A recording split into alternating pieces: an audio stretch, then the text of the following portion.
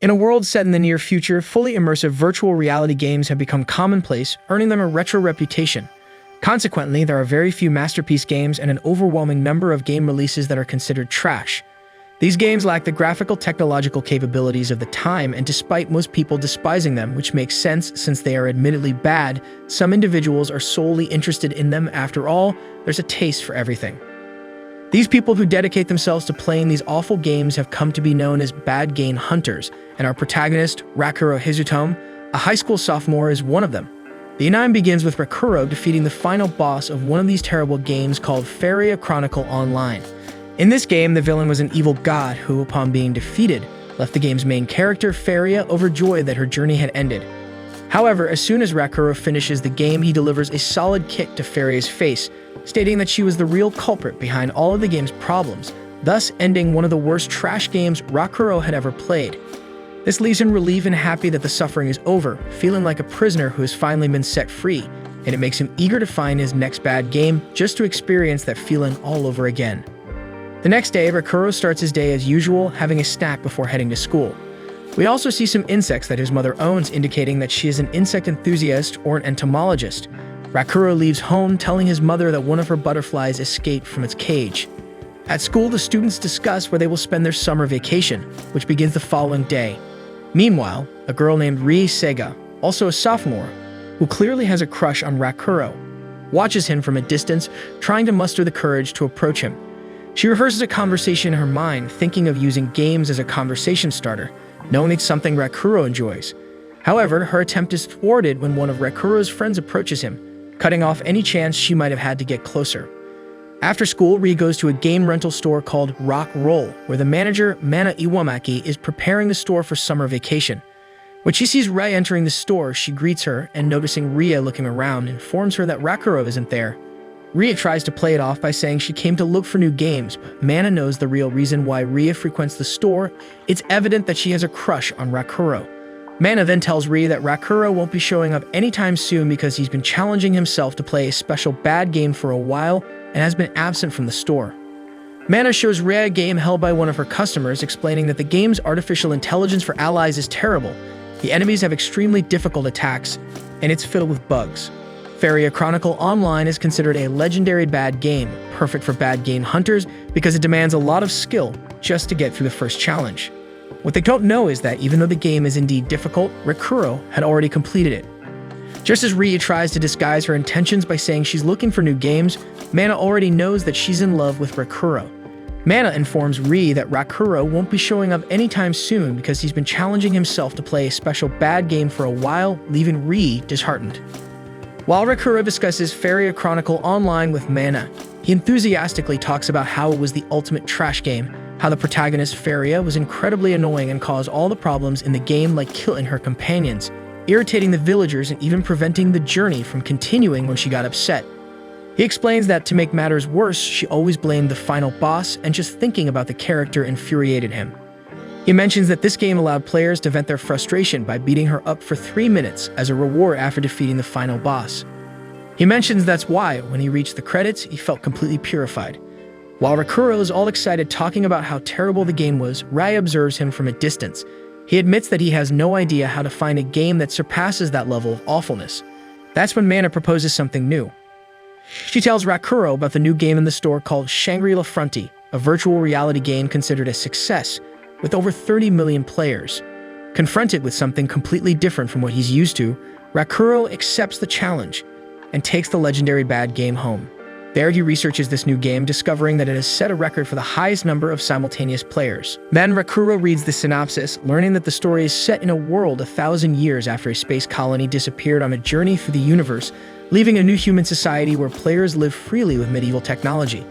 He reflects on how this world seems much more interesting than the one he had been playing. After finishing his drink, Rakuro finally inserts the game into his computer, intrigued to start a truly good game after playing only trash games for so long. Upon connecting, he begins by creating his character, selecting a class, and being impressed by the numerous options the game offers. Rakuro decides to become a dual-sword mercenary, finding it a flexible choice. He also chooses his background as a wanderer to gain luck bonuses that increase his critical hit rate and item drop chances.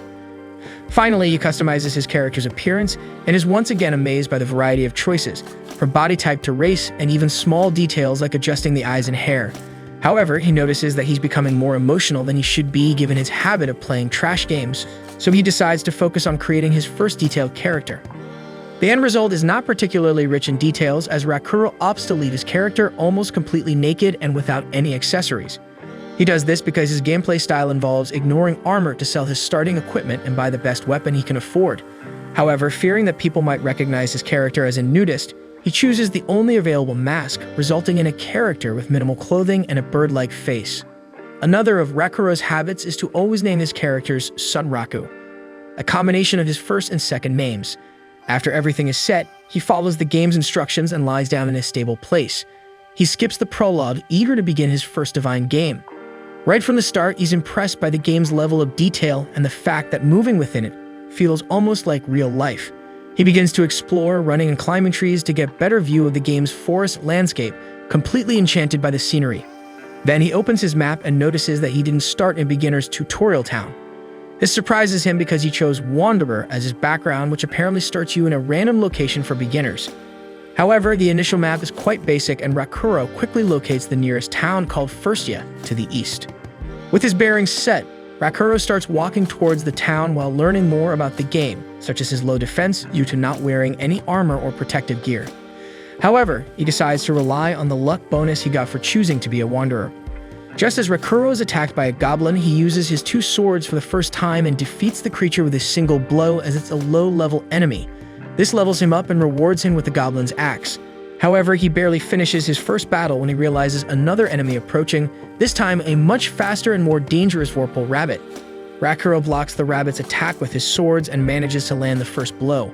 The rabbit proves to be stronger than the goblin, but Rakuro defeats it after 2 strikes, gaining 2 levels instead of 1 due to the rabbit's higher strength. Unfortunately, the rabbit doesn't drop a weapon, leaving Rakuro disappointed since he wanted the rabbit's knife. The game then shows him that he can learn new skills by using certain actions, which impresses Rakuro once again with the game's quality. He starts experimenting with defense and dodging skills, realizing their effectiveness even against higher-level enemies.